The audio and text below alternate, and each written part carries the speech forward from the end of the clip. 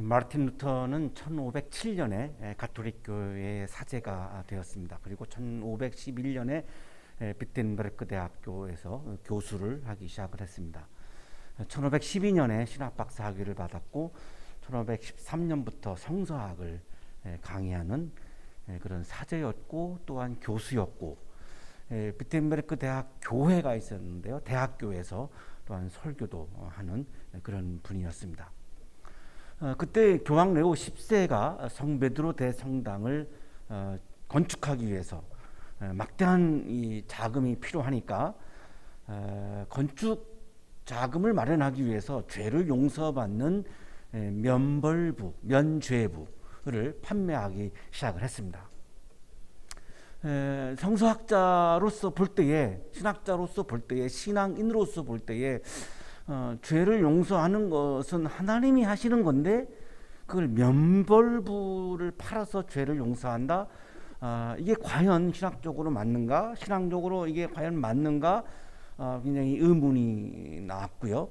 참 마음에서 동의하기가 어려웠습니다. 1517년 10월 31일, 바로 오늘이죠. 504년 전 오늘 정오 12시에 사면의 능력의 선언에 대한 논제 95개조 논제를 써가지고 대학교에, 비텐베르크 대학교 정문에다가 이거를 붙였습니다. 베드로 대성당 건축을 위해서 면벌부를 판매하는 것에 대해서 우리 함께 학문적으로 토론을 해봅시다 라고 하는 그런 대자보를 붙인 것이었습니다. 이때 붙였던, 지금 95개조 논제를 붙였던 그 장면, 그 정면을 우리가 지금 사진으로 우리가 보고 있는데요.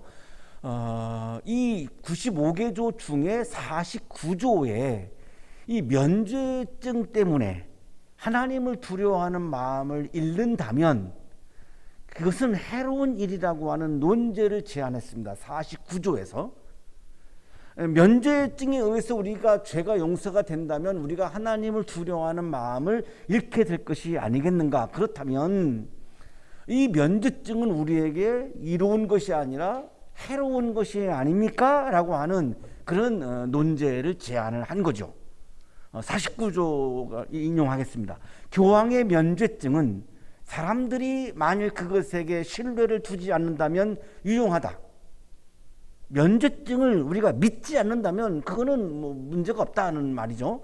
그러나 그것 때문에 사람들이 하나님께 대한 두려움을 잃는 일이 있다면, 면죄증으로 내가 죄를 용서받기 때문에 이제 더 이상 하나님을 생각하지 않고, 하나님을 바라보지 않고, 하나님을 두려워하지 않고 하나님을 사랑하는 마음을 잃어버린다면 매우 해로운 일이라는 것을 크리스천들에게 가르쳐야 한다. 면죄증 때문에 하나님과의 관계가 멀어지고 하나님을 두려워하는 마음도 없어지고 하나님을 사랑하는 마음도 없어진다면 그 면죄증은 우리의 신앙을 증진시키는 것이 아니라 오히려 우리의 신앙을 파괴하는 것이기 때문에 이러한 사실을 사람들에게, 그리스도인들에게 알려야 하지 않겠습니까? 라고 하는 논제를 49조에서 루터가 던진 거죠. 루터의 생각은 아무리 교회를 위한 것이라 할지라도,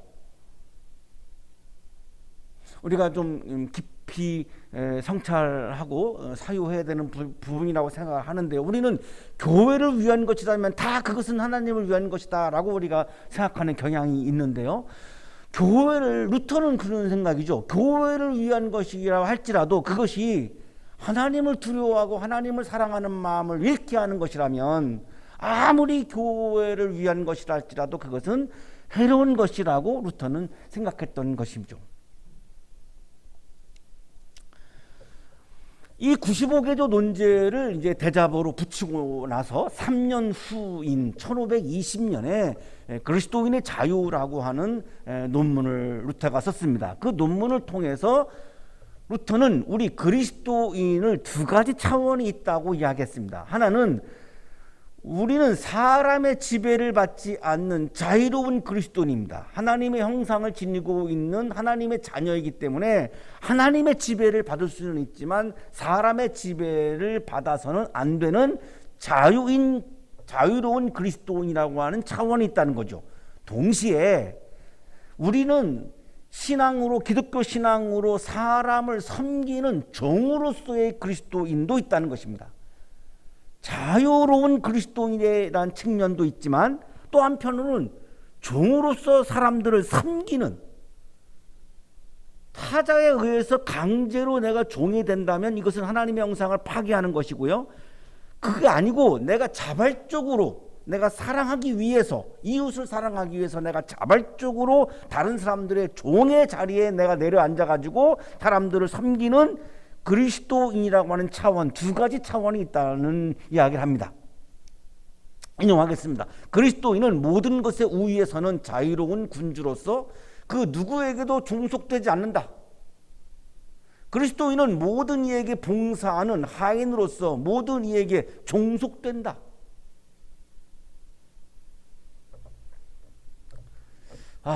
굉장히 미묘한데요. 내가 자유가 있기 때문에 내가 다른 사람의 지배를 받지 않는 차원도 분명히 우리에게 있는 거고요. 그러나 또한 우리가 그리스도인이기 때문에 다른 사람의 내 스스로 종이 되어야 하는 이런 측면도 함께 존재한다는 거죠. 동시에 존재한다는 겁니다. 이 종으로서의 그리스도인에게는 무엇이 중요한가? 행함이 중요하다고 강조합니다. 당연하죠. 내가 다른 사람을 섬기려면 행위가 없이는 다른 사람을 섬길 수가 없죠. 인용하겠습니다. 다시 말하면 자유로운 그리스도인은 아무것도 행할 필요가 없으나 종복으로서의 그리스도인은 모든 것을 행해야 한다. 내가 다른 사람을 섬기는 종으로서의 그리스도인의 차원에서는 행위가 가장 중요한 거죠. 행위가 없으면 섬길 수가 없지요. 루터는 이 논문의 결론에 가서 하나님을 사랑하는 신앙과 이웃을 사랑하는 생활을 강조합니다. 인용하겠습니다.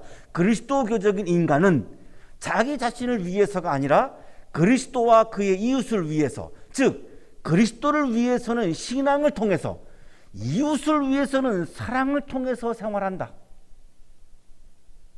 오직 믿음으로만이라고 하는 슬로건 때문에 우리는 루터가 행위를, 실천을 전혀 강조하지 않았다라고 오해할 수 있는데요. 그리스도인의 자유라고 하는 논문을 통해서 루터는 분명히 강조하고 있습니다.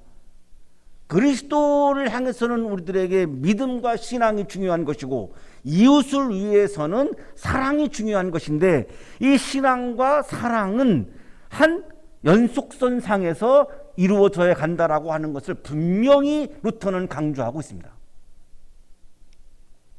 루터의 마음을 채웠던 종교개혁은 그 당시에 교황과 교회가 큰 베드로 대성당, 예배당을 짓기 위해서 면죄부를 팔았던 사건에서 시작된 거죠.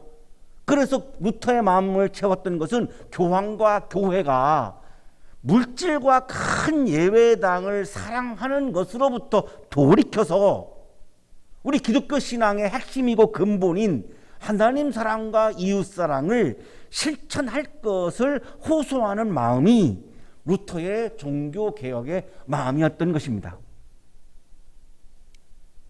오늘의 성서일과 신명기 6장 1절 9절의 말씀은 역시 루터의 이야기와 같습니다. 우리들의 신앙인에게 가장 중요한 것은 하나님 사랑을 실천하는 것이라고 강조하고 있는 그런 본문입니다.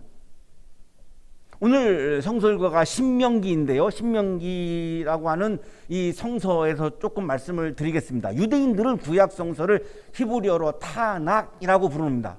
이 타낙은 보시면 토라의 T, 느비임의 N, 케투빔의 K를 따서 만든 그런 합성어죠. 그래서 유대인들은 지금도 구약 성서를 타낙이라고 부릅니다. 토라는 오경을 말하고 느비임은 예언서를 말하고 케투빔은 성문서를 말합니다. 그러니까 구약 성서는 오경, 예언서, 성문서 세 부분으로 이루어져 있는 책입니다. 자, 그런데 이 맨 앞에 오경이 나오는데 창세기, 출애굽기, 레위기, 민수기, 신명기가 오경입니다. 자, 그러면 신명기라고 하는 성서는 오경 중에서 5번째 나오는 말씀이죠. 히브리어로는 신명기를 네바림이라고 부르는데요. 말씀들이라고 하는 뜻입니다. 헬라어 성서 70인역은 이 신명기를 듀테로노미온이라고 부릅니다. 이 의미는 율법의 반복, 제2의 율법 이런 뜻입니다. 하나님의 율법을 모세가 다시 반복해서 해석을 하고 선포했다. 그래서 제2의 율법이다. 이런 뜻을 가지고 있는 거죠. 하나님께서 시내산에서 모세에게 율법을 주셨죠.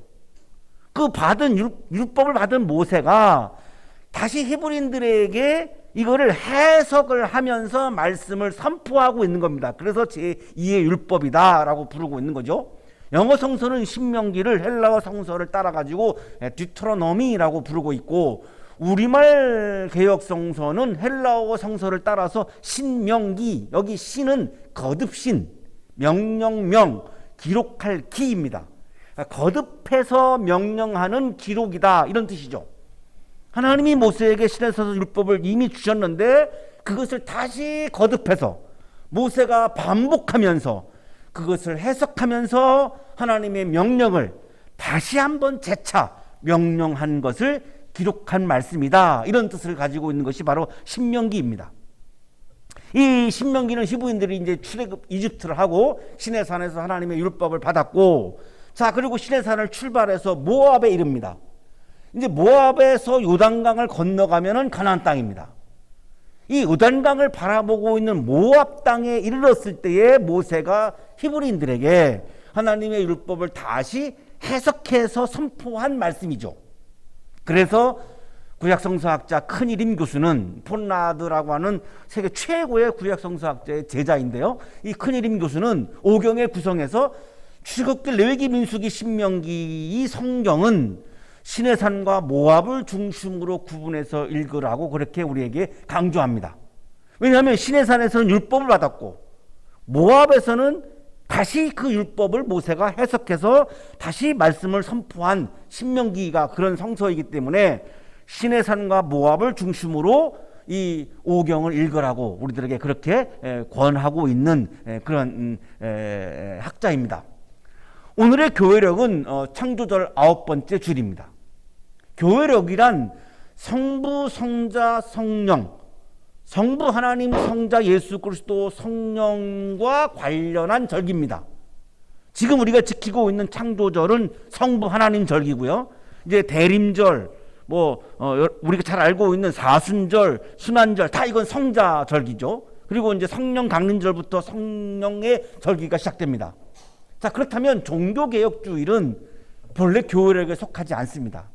성부, 성자, 성령과 직접적인 연관이 있는 게 아니죠. 그냥 교회사에서에 있었던 사건을 기념하는 절기이기 때문에 교회력에는 포함되지 않고 우리 개신교회를 탄생한 역사적 사건이기 때문에 우리가 오늘 종교개혁을 지금 기억하면서 함께 예배를 드리고 있는 거죠. 자, 그렇다면 오늘의 성서일과인 신명기 6장 1절 9절의 말씀은 창조절 9번째 주일의 성서일과이고 종교개혁 주일의 성서일과는 아닙니다. 자, 그러나 이 종교개혁 주를 맞이한 우리들에게 하나님께서 주시는 말씀이기 때문에 우리가 종교개혁 사건을 한번 기억하면서 오늘의 성서일과 말씀을 함께 묵상하려고 합니다. 오늘의 성서일과는 이렇게 시작합니다. 신명기 6장 1절입니다. 이것은 주 당신들의 하나님이 당신들에게 가르치라고 나에게 명하신 명령과 규례와 법도입니다. 자, 다시 한번 읽겠습니다. 이것은, 이 신명기의 말씀은 주 당신들의 하나님께서 당신들에게 가르치라고 나에게 명하신 명령과 규례와 법도입니다. 시내산에서 하나님이 모세에게 율법을 주셨죠. 그거를 지금 밝히고 있는 거죠. 왜 주셨느냐? 가르치라고 주셨다는 거죠. 히브리인들에게 이 말씀을, 율법을 가르치라고 주셨다는 거예요.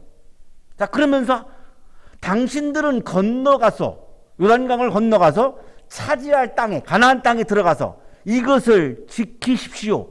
율법을 지키십시오. 하나님의 명령을 지키십시오. 이렇게 시작합니다. 이 신명기의 말씀은 가나안 땅에서 우리가 지켜야 되는 말씀이라고 강조하는 이유가 있습니다. 히브리인들은 430년 동안 이집트에서 노예로 살았죠. 노예로 살 때에는 누구의 명령을 따라야 하냐면 이집트 왕의 명령을 따라야 합니다. 파라오라고 부르는데요. 이집트 왕의 명령을 따라서 그 명령을 지키면서 사는 것이 노예의 삶이죠. 자, 그런데 이제 가나안 땅에 들어가면 왕이 없습니다. 왕을 두지 않습니다. 왕으로부터 지배를 받고 왕 때문에 노예를 살았기 때문에 히브리인들은 가나안 땅에 들어가면 왕을 두지 않습니다. 자, 그러면 그동안 왕의 명령을 따라 살았는데 갑자기 명령이 없어지죠. 내가 따라야 할 말씀이 없어집니다. 그러면 무엇을 따라서 살아야 할지 혼란이 올 것입니다. 그동안은 그냥 왕이 명령하는 대로 그냥 따랐는데 그 명령이 없어지니까 갑자기 그러면 내가 어떻게 살아야 하지? 혼란이 올 수밖에 없죠. 아마 우리 지금 1학년 분들이 그런 게 있을 거예요. 고등학교 3학년 때는 담임 선생님이 이렇게 자세하게 이야기해 주셨는데 대학생이 딱 되니까 그게 없어졌어요. 그래서 가끔 내가 어떻게 해야 될지 혼란스러울 때가 있을 거예요. 그런 거와 비슷하죠. 당신들이 하나님을 경외하며 자, 이제 가나안 땅에 들어가서 우리에게 중요한 게 뭐냐? 이제는 사람의 왕을 높이고 사람의 왕을 섬기는 것이 아니라 이제는 하나님을 경외하며 하나님을 높여야 한다. 사람이 아닌 하나님을 높여야 한다. 하나님을 왕으로 모셔야 한다. 하나님의 명령을 따르라. 이렇게 선포하고 있는 겁니다. 이집트 왕의 명령을 따랐던 우리가 이제는 가나안 땅에 들어가서는 하나님을 왕으로 모시고 하나님의 명령을 따라야 한다. 이거를 이제 신정국가라고 부르죠. 하나님이 통치하는 나라 신정국가라고 부르는데요. 하나님의 규례와 법도를 잘 지키면 당신들과 당신들 자손이 오래오래 잘 살 것입니다. 그런 이스라엘 자손 여러분, 이 모든 말을 듣고 성심껏 지키면 주 당신들 조상의 하나님이 당신들에게 약속하신 대로 젖과 꿀이 흐르는 땅에서 당신들이 잘 되고 크게 번성할 것입니다. 자, 이제 우리에게 중요한 것은 하나님을 왕으로 모시고 하나님을 왕으로 섬기면서 하나님이 우리들에게 주신 법도 시내산에서 주신 율법, 자, 이거를 잘 지키는 것이 우리들에게 가장 중요한 과제라고 지금 말씀하고 있는 거죠. 그래야 우리가 가나안 땅에 들어가서 우리가 잘 번성하면서 잘 살게 될 것이다. 가나안 땅에 들어가서 우리 민족의 미래가 어디에 달려 있느냐? 우리가 하나님이 주신 율법을 잘 지킬 것이냐, 따를 것이냐, 아닐 것이냐, 여기에 달려 있다라고 지금 강조하고 있는 거죠. 자, 그리고 나서 이제 4절이 시작되는데요. 신명기 6장부터 4절부터 9절까지는 아주 유명한 말씀입니다. 이거를 히브리인들은 쉐마라고 부르는데요. 쉐마는 히브리어로 들으라 이런 뜻입니다. 그래서 이 4절부터 9절까지를 쉐마라고 부르는데 지금도 유대인들은 매일 암송하고 매일 기도문으로 암송하는 귀절이 이 신명기 6장 4절에서 9절입니다. 오늘날에도 역시 매일같이 암송하고 있는 거죠. 그만큼 중요하다는 겁니다. 이 앞에서 중요한 건 뭐였을까요? 십계명이죠.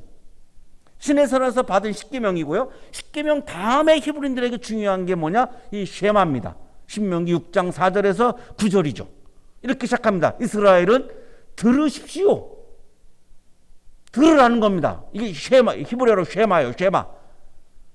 모세가 히브리인들에게 하나님의 명령을 따르라고 강조한 다음에 들으라고 선포하죠. 들으십시오. 쉐마. 하나님은 신체를 봄으로 우리가 만나는 것이 아니라 말씀을 들음으로 만나기 때문에 들으라라고 하는 것을 굉장히 강조하고 있죠. 모세는 히브리인들에게 하나님에 대해서 선포하기 시작합니다. 주님은 우리의 하나님이시요 주님은 오직 한 분뿐이십니다. 들으라고 강조하고 나서 이어진 말씀이 주님은 우리의 하나님이시요 주님은 오직 한 분이시다. 구약성서학자인 장일선 교수는 이 구절에 대한 의미를 주석을 통해서 이렇게 설명해 주고 있습니다. 이스라엘은 출애굽 사건을 통해서 야훼는 이집트의 신들을 무력하게 만든 유일한 분임을 깨달은 것이다. 이집트의 신들은 이 히브리인들을 노예로 고통을 주었죠. 유일하게 야훼 하나님만이 이집트의 노예로부터 구원해 주신 분이죠. 그래서 주님은 우리의 하나님이다 이렇게 표현하고 있는 겁니다. 이스라엘의 하나님이다. 이스라엘을 구원하셨던 하나님이니까요. 주님은 오직 한 분뿐이십니다. 이 시내산 사건을 통해서 야훼는 살아계시는 분임을 체험했죠. 하나님이 히브리인들에게 말씀을 주셨어요. 자, 말한다라고 하는 거는 뭐죠? 살아있는 거죠. 죽은 자는 말을 할 수가 없죠. 살아있는 자만이 말을 할 수 있죠. 자, 시내산에서 하나님이 말씀을 하시면서 모세에게 율법을 주셨어요. 그러니까 살아있는 하나님이죠. 이스라엘의 하나님이죠. 우리의 하나님이죠. 이렇게 히브리인들에게 말씀을 해주시면서 히브리인들을 노예의 자리에서 430년 만에 구원해 주신 분은 오로지 유일하게 하나님밖에 없기 때문에 주님은 우리의 하나님이요 주님은 오직 한 분뿐입니다 라고 지금 선포하고 있는 거죠. 당신들은 마음을 다하고 뜻을 다하고 힘을 다하여 주 당신들의 하나님을 사랑하십시오. 자, 이제 쉐마에서 핵심의 말씀이 나오고 있습니다. 우리가 신앙인으로 살면서 가장 중요한 것이 있다는 거예요. 그게 뭐냐? 마음을 다하고 뜻을 다하고 힘을 다하여 주 당신들의 하나님을 사랑하십시오. 하나님을 사랑하는 것, 이것이 신앙의 핵심이라는 거죠. 루터가 왜 그렇게 대자보를 붙이고 했을까요? 자기가 볼 때의 교황과 로마 교회가 하나님을 사랑하는 것이 아니라 물질을 사랑하고 큰 예배당을 사랑하고 하나님 사랑을 잃었다라고 보았기 때문에 대자보를 붙였던 거죠. 종교개혁을 일으킨 거죠. 왜 그랬을까요? 루터에게도 가장 신앙인에게 중요한 것은 하나님 사랑이다라고 하는 확실히 있었던 건데 그 근거가 신명기 6장 5절입니다. 모세는 히브리인들에게 하나님을 사랑하라고 강조하는데요. 마음은 히브리어로 레바브, 헬라어로 카르디아, 영어로 하트입니다. 여러분 확 와닿죠? 마음을 다하라고 하는 이 말씀은 하트, 내 심장이 하나님을 향해서 뛰는 것을 말합니다. 여러분이 애인을 만나러 갈 때 막 이게 심쿵이라고 그러나요? 이렇게 심장이 막 뛰죠? 설레이죠? 그런 거를 말하는 겁니다. 내가 마음을 다한다라고 하는 말은 내 심장이 하나님을 향해서 설레이고 하나님을 향해서 뛰는 거를 말하는 겁니다. 자, 면벌부를 팔았던 로마 교황이 하나님을 향해서 심장이 뛰었을까요? 루터가 보기에는 그게 없었다는 거죠. 뜻을 다하고, 이거는 참 번역이 참 우리가 이해하기 어려운데 이 히브리어 성서에는 네페시예요. 네페시는 헬라어로 푸시케고 영어로 옮기면은 소울입니다. 소울, 혼이죠. 혼. 뜻을 다한다라고 하는 말씀의 의미는 나의 혼이 하나님을 향해서 내 혼을 담은 마음이 하나님을 향한다는 거죠. 여러분 대화 나누실 때에 영혼이 없는 말, 이런 말 우리가 평소에 하잖아요. 그냥 기계적으로 어떤 말을 하면 영혼이 없는 말. 우리 오늘 서강 씨가 너무너무 은혜로운 연주를 해주셨고 저도 굉장히 많은 감동을 받았는데 혼을 담지 않고 그냥 불렀다면 저를 감동시키지 못했을 거예요.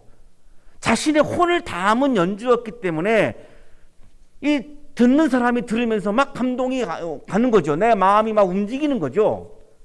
그런 거를 말하는 거죠. 뜻을 다한다라고 하는 말은 내 혼을 담아서 하나님을 사랑한다는 거예요. 기계적인 것이 아니라, 형식적인 것이 아니라 힘을 다하여.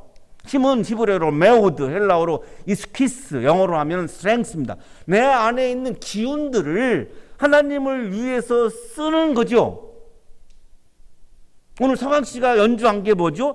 자신의 기운을 하나님의 영광을 위해서 쓴 거죠. 사용한 거죠. 우리는 그 기운을 느낀 거죠.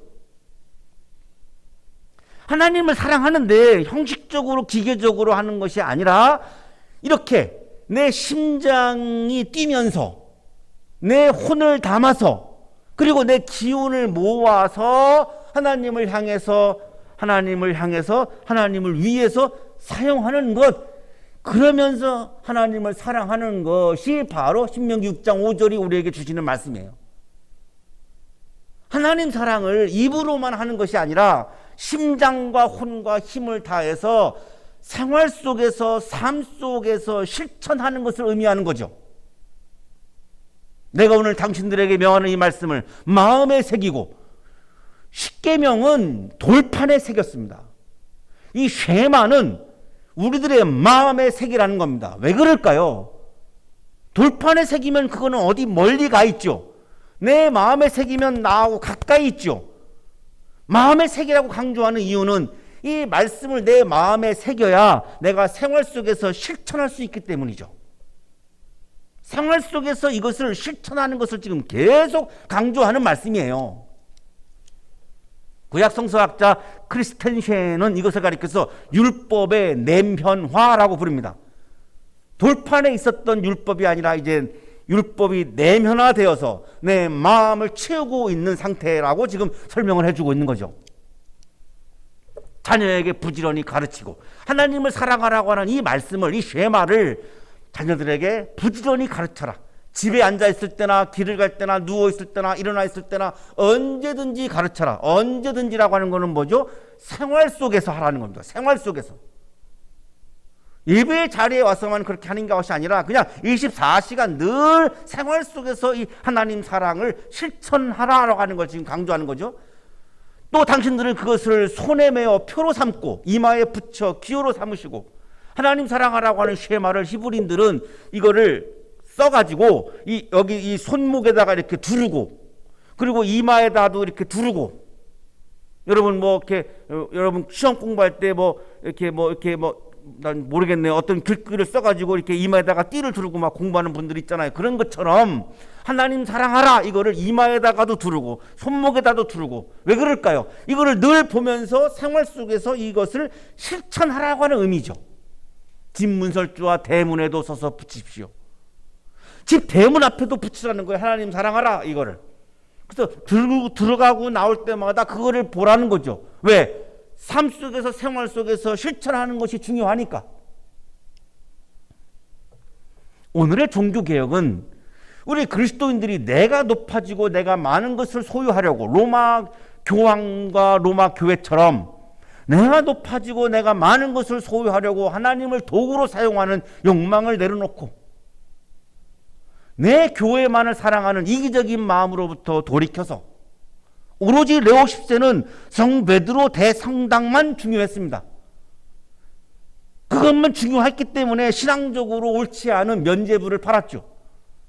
자, 그렇다면 오늘날의 종교개혁은 무엇이겠습니까? 내 교회만을 사랑하는 이기적인 마음으로부터 돌이켜서 하나님 사랑을 생활 속에서 실천하는 것, 이웃사랑을 생활 속에서 실천하는 것, 이것이 오늘날의 종교개혁이라고 할 수 있죠. 고린도전서 13장 2절의 말씀입니다. 내가 예언하는 능력을 가지고 있을지라도, 여기 예언은 제가 지금 하고 있는 말씀 전하는 거, 설교를 말합니다. 아무리 설교하는 능력을 가지고 있을지라도, 또 모든 비밀과 모든 지식을 가지고 있을지라도, 뛰어난 학식과 지식을 가지고 있을지라도, 또 산을 옮길 만한 모든 믿음을 가지고 있을지라도, 우리에게 엄청난 산을 옮길 정도의 그런 강력한 믿음을 내가 소유하고 있을지라도 사랑이 없으면 아무것도 아닙니다. 말씀도 지식도 믿음도 사랑이 없는 것은 아무것도 아니라고 말씀하죠. 하나님 사랑과 이웃 사랑을 생활 속에서 실천하는 믿음이 진정한 믿음인 것이죠. 이것이 오늘날 우리가 회복해야 하는, 한국교회가 회복해야 하는, 하나님이 기뻐하시는, 하나님이 원하시는 진정한 믿음입니다. 하나님 사랑, 이웃 사랑을 내가 삶 속에서, 생활 속에서, 일상 속에서 내가 실천하는 것을 다시 한번 우리가 되돌아보고 실천하기 위해서 내가 최선을 다한다면 바로 그것이 오늘날의 종교 개혁이라고 말할 수 있겠죠. 우리 한양대학교의 우리 가족들부터 하나님 사랑, 이웃 사랑을 생활 속에서 실천하는 종교 개혁 운동이 일어나게 되기를 주님의 이름으로 축복합니다. 거룩하신 주님, 나도 모르는 사이에 우리의 마음이 무디어져서 마음과 뜻과 힘을 다하지 않고 기계적으로 하나님을 예배하는 모습이 우리에게 있었음을 고백합니다. 주님, 다시 한번 우리의 마음을 깨우쳐 주셔서 나의 심장과 혼과 나의 모든 기운을 다 모아서 하나님 사랑을 삶 속에서, 일상 속에서 충실히 실천해 가는 아름다운 믿음의 사람으로, 신앙인으로 살게 하여 주옵소서. 거기에 하나님 나라의 기쁨, 영적인 기쁨이 충만할 것을 믿습니다. 우리 한양대학교의 가족들을 한 분 한 분 기억하여 주셔서 하나님 사랑, 이웃 사랑을 최선을 다하여 실천하게 하여 주시고, 그 자리에서 하나님 나라의 기쁨을 충만히 경험하는 기쁨이 가득한 믿음의 삶이 되도록 복내려 주옵소서. 예수 그리스도 이름으로 기도하옵나이다. 아멘.